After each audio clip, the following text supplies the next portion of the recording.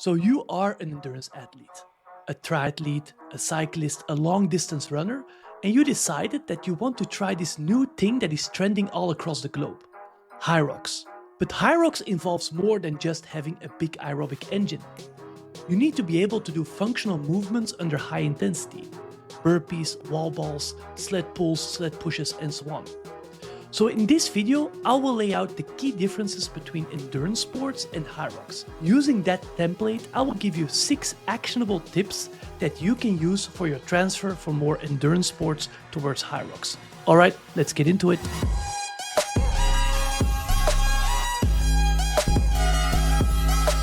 Hi everyone, I'm Komar. I'm a senior scientist at ETH Zurich, based in Switzerland. And for the last decade or so, I studied and taught different aspects of exercise physiology, and now I want to bring some of that science back to you guys. So here are the key differences between a pure endurance sport, such as in this example, triathlon, and HYROX. Obviously, triathlon, depending on the distance, Olympic distance towards an Ironman, is gonna last longer than a HYROX. The best athletes in HYROX are gonna race 1 hour, while even an Olympic distance triathlon is gonna be 2 hours. So inevitably, HYROX will be at higher intensity. Then the major focus of endurance sports is obviously aerobic conditioning. While in HYROX, I call this functional conditioning. You also have a big conditioning aspect in HYROX, but you also need the functional movements which are more intense by nature. A heavy sled pull, pushes, wall balls at the end, that is going to be 3 minutes or 3.5 minutes of high intensity work with using functional movements. So that's a key difference between monostructural movements such as running, swimming, and also cycling in triathlon or in other sports. Then who will win? Which athlete, which type of athlete will win? Clearly in triathlon, it will be the one with the highest threshold and the highest VO2 max. That is the key goal of a training plan of a triathlete, right? Also, obviously, some movement efficiency, but the one with the biggest engine will likely win, or at least will have the highest chances of winning. In HYROX, also a big conditioning or a big engine is needed, but you also need to be good at compromised running. We will get to that in a second. It's one of the key tips I will give you later. But being able to run fast after a functional movement is a really different and typical skill involving CrossFit, but also HYROX, and that you have to train. And then, as I said, you need to be able to also produce a lot of power in a rather short period of time during your functional movement segments, right? This is completely different than, for example, an Ironman, where you have to keep the same speed for a very, very long time. And then the type of athlete, it's very varied in triathlon or endurance sports. Shorter people, but also taller people can win. In HYROX, because of these functional movements, for example, wall balls, but also rowing, you'll have more of a bias towards taller people. Good. So now we know kind of the obvious differences between endurance sports and HYROX. And how can we then use that information to give you 6 actionable tips that you can actually use in your training, in your transfer towards a HYROX athlete? First of all, it's going to be your physiology. Inevitably, your physiology has to change. What do I mean with that? If you would test a triathlete on a maximal exercise test to exhaustion, what does it mean? You put an athlete on the treadmill, and every 3 minutes, every 5 minutes, you increase the speed until the athlete cannot push or cannot run anymore. I actually did such a test with an elite CrossFit athlete. I will link the video popping up above now if you are interested in how such a test exactly works.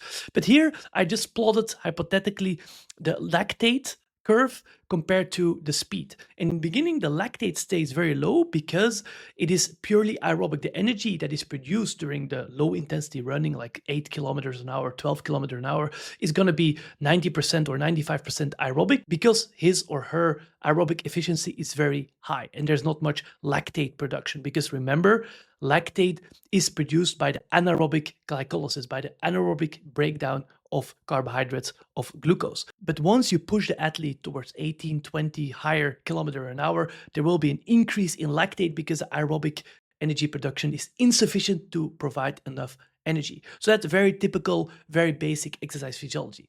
If you would plot a high-profile HYROX athlete, the lactate curve will be similar, but a little bit different. Why?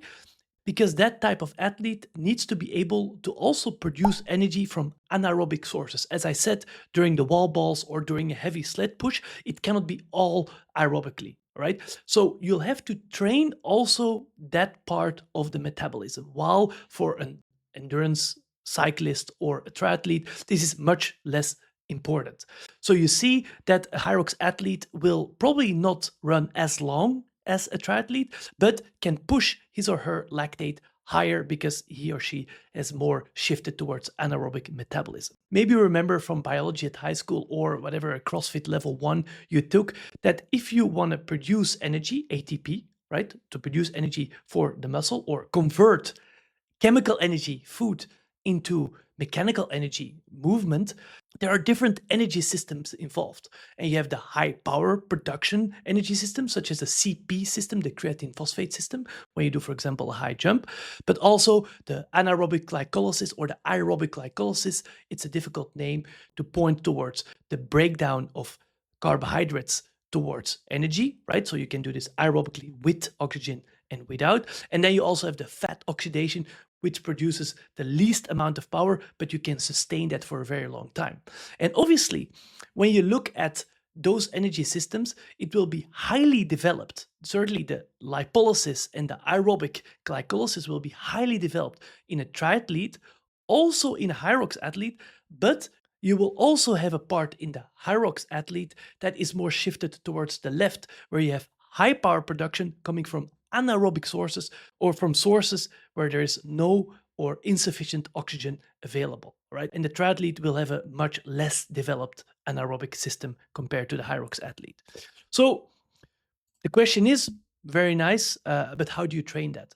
And here you will have to incorporate, as a HYROX athlete, more and more intense interval training.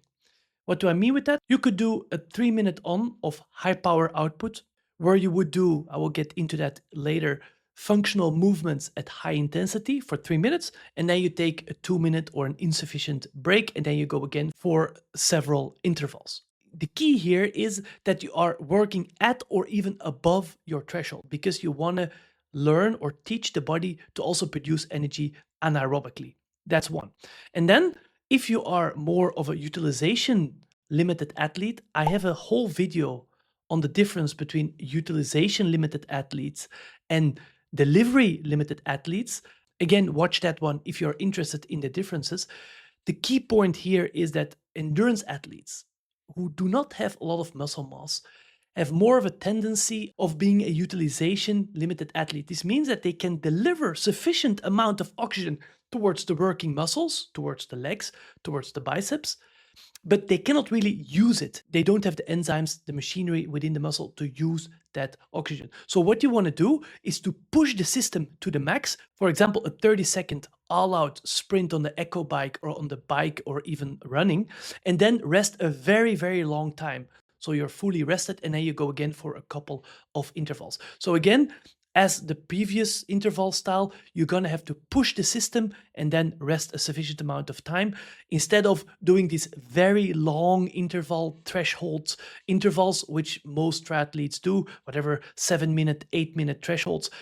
That's a good way, but it's maybe better if you want to transfer to HYROX to do these shorter intervals. Then the more obvious tip or actionable tip would be involve functional movements. Here I showed which movements are involved in HYROX. It's going to be sled push, sled pull, burpee broad jump, a row. It's functional, but it's still monostructural.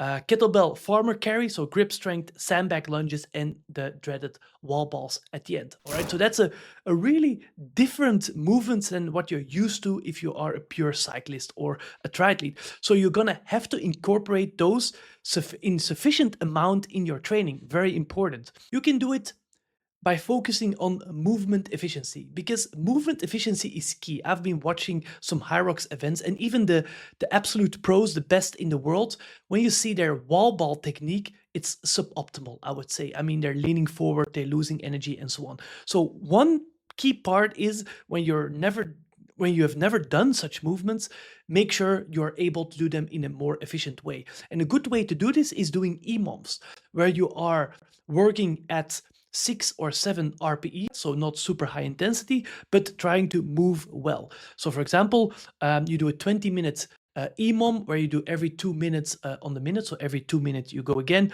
You do, for example, calories on the ski, and then straight into in part B, so 2 minutes later, double kettlebell farmer's carry, and then again you do monostructural work and go again into the sandbag lunges, all with moderate weights and trying to move well. For example, that the knee doesn't kick in, or that you're able of doing long strides during the lunges and so on. So the key of these EMOMs is that you are knowing what you're doing. You're not just going CrossFit style all out, whatever form is there, I'm just going with it. No, EMOMs make you move better because you're not super fatigued. That's the key here. So RPE 6 to 7 and movement efficiency is key.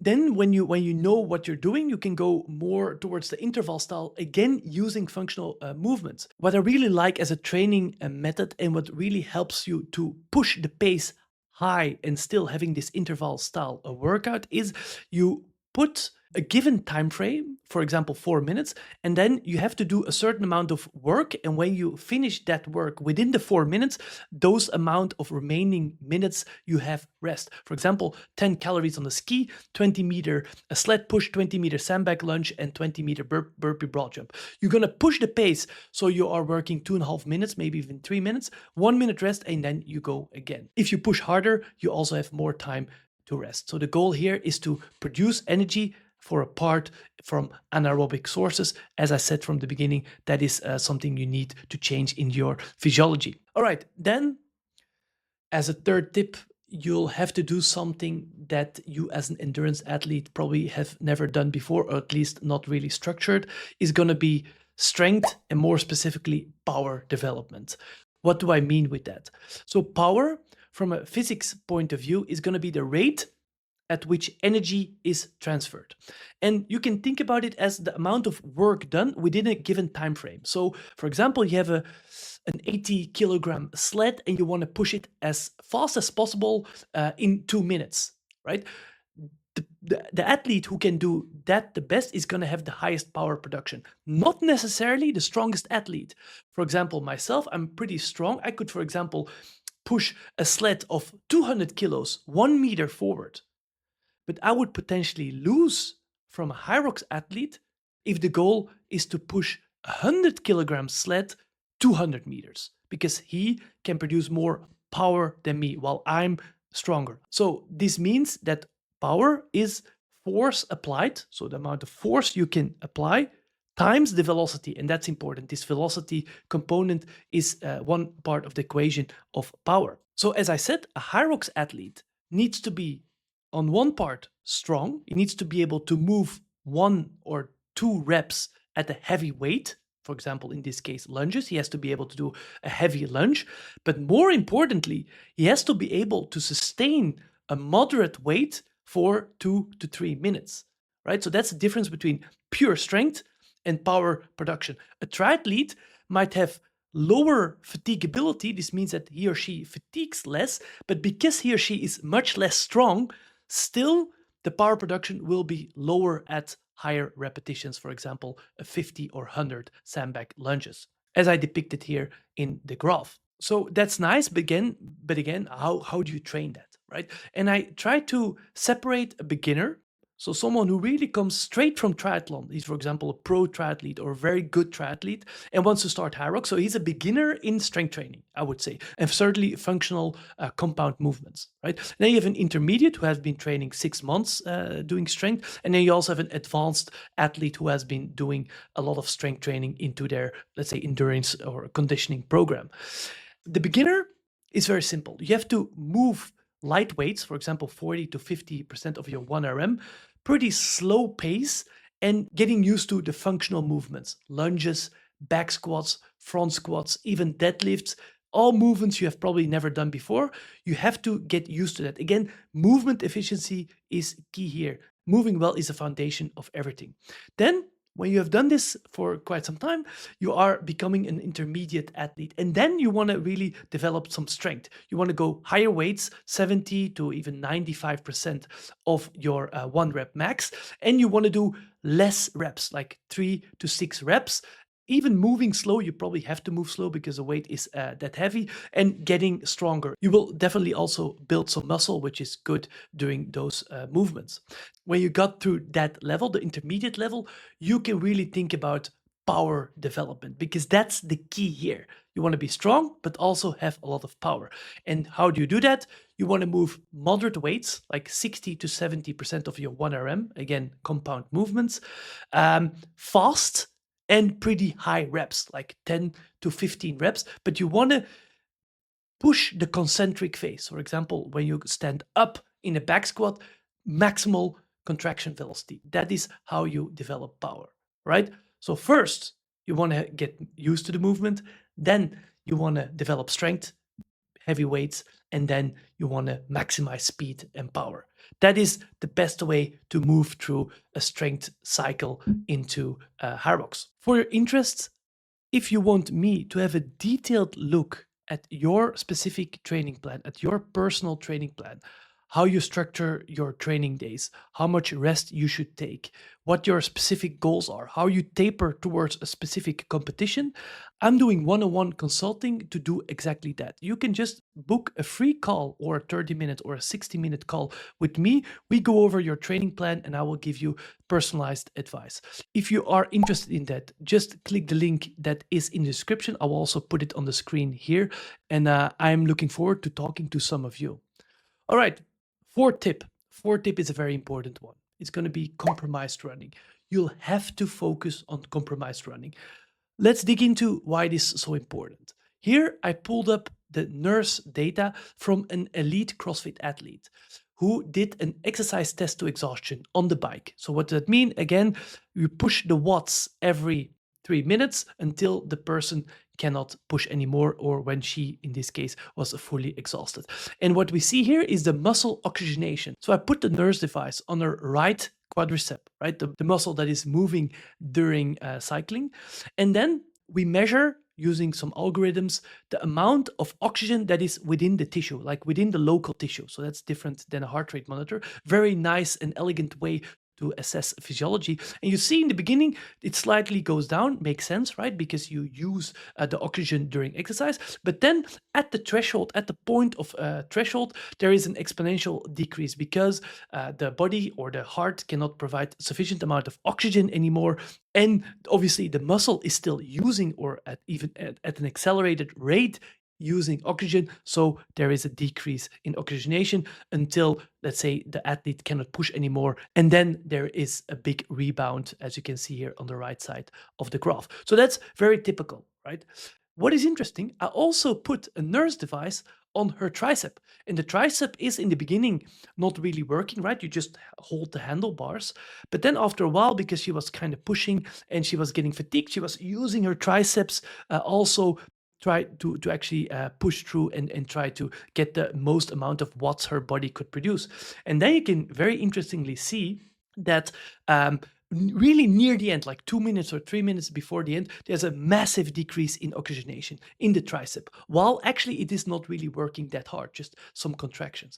That's because all the blood that is necessary is pulled within the lower body. It is pushed towards the lower body, and the other tissues, for example, the non-working tissues like the triceps, are kind of deprived from oxygen. So obviously the deoxygenation happens very fast. And that is exactly what's happening during HYROX as well. You are doing, for example, a heavy sled push, right? For 2 minutes, 3 minutes, and all the blood, or most of the blood, will be pushed towards the triceps, but also towards the glutes, for example, and also the calves and also the hamstrings. And then when you start using your quads again during the run, like immediately after, they will be slightly deoxygenated and it will feel super heavy. And that's one of the main reasons why this compromised running, or running after a functional movement, always feels so hard. So you'll have to train to be able to run in this deoxygenated state where there's less oxygen availability within the muscle tissues. And how do you do that? You're just gonna have to kind of simulate HYROX. What do I mean with that?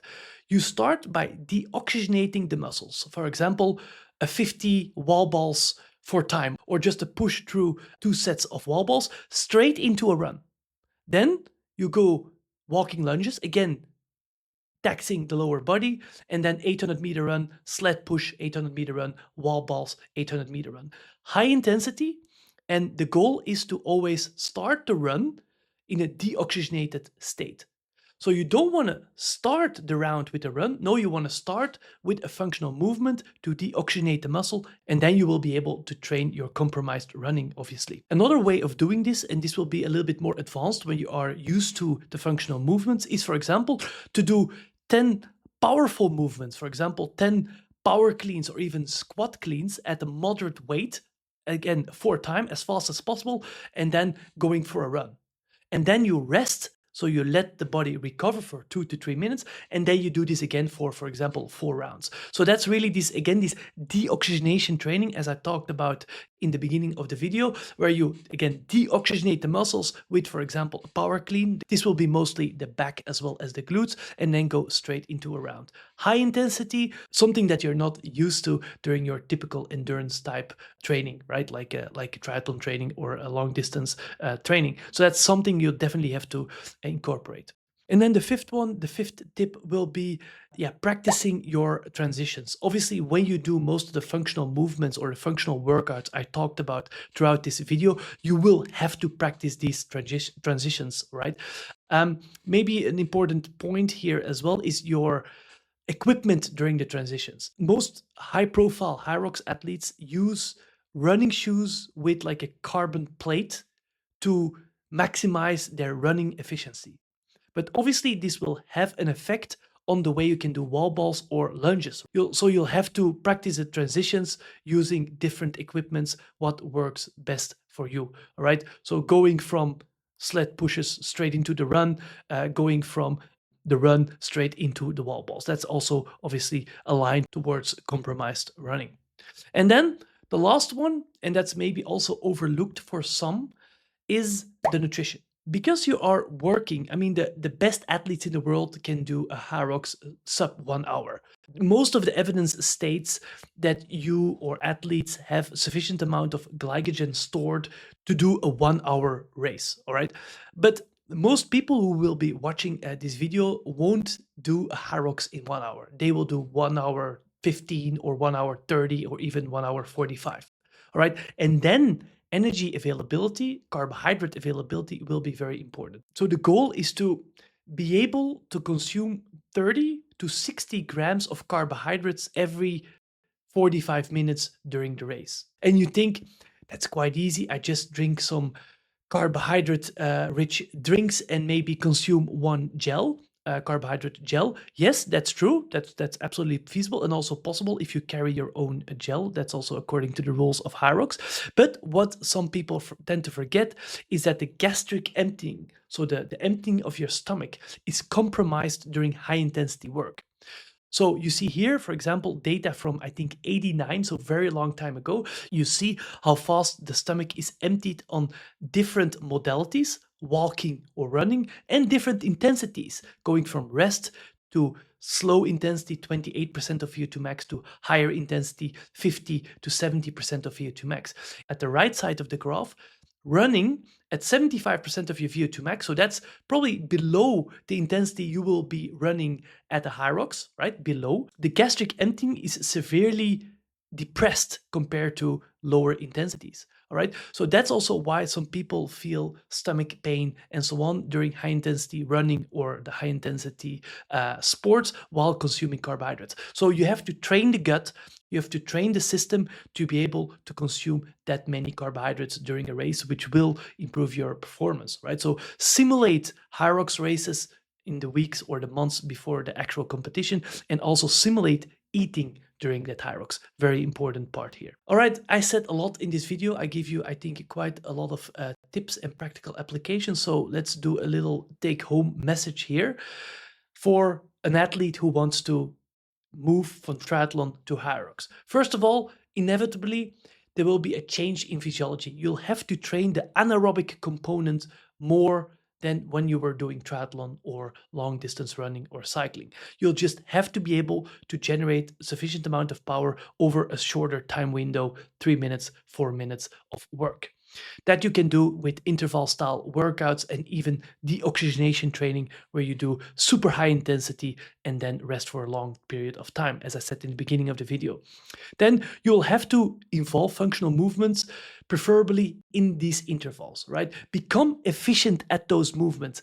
If you can move well in the wall balls and actually have a nice upright deep squat during the wall balls, for example, or a nice big stride during your lunges, you will become so much more efficient and you will become also so much faster during those movements. So that's the key goal, I think, if you transfer towards HYROX. Develop power, right? Develop not only strength, so becoming stronger, more muscular athlete, inevitably you will become that, but also develop power by moving fast at moderate weights. And then obviously compromised running.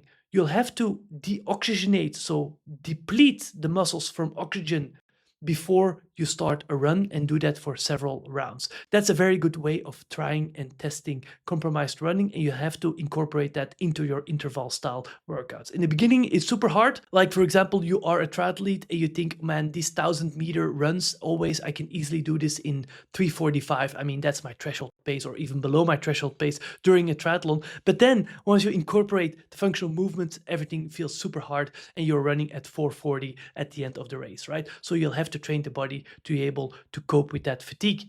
And then practice the transitions. I think that's straightforward. Because of the intervals, you will also practice that. Practice also the shoes. Know which shoes you're going to use. Are you going to focus on being efficient in the run by using carbon plates, or are you just using whatever typical CrossFit shoes that are more designed for functional movements? Depends a little bit on your ability and where you want to excel. And then nutrition, you have to test and train eating and drinking at high intensity, something that you probably are kind of used to during triathlon. But importantly, again, HYROX is probably at even a higher intensity, certainly the couple minutes after a functional movement segment, right? So you have to test that and you have to be able to consume that many carbohydrates. We are recommending, let's say, per 45 minutes, 30 to 45 grams of carbohydrate. That should be enough. If you can do more, that's also good, but for most people, that's a sufficient amount of time. If you want to have a more detailed personal look into your training, you can always book a one-on-one consulting via our website, where you will also find several training plans we offer as wod-science evidence-based training plans to improve your HYROX and CrossFit performance. So that was it for me today. Thank you for watching the whole video. Really appreciate that. If you liked it, give us a quick like and also a subscribe if you like this kind of in-depth, detailed content. That was it for me today. See you in the next one. Ciao.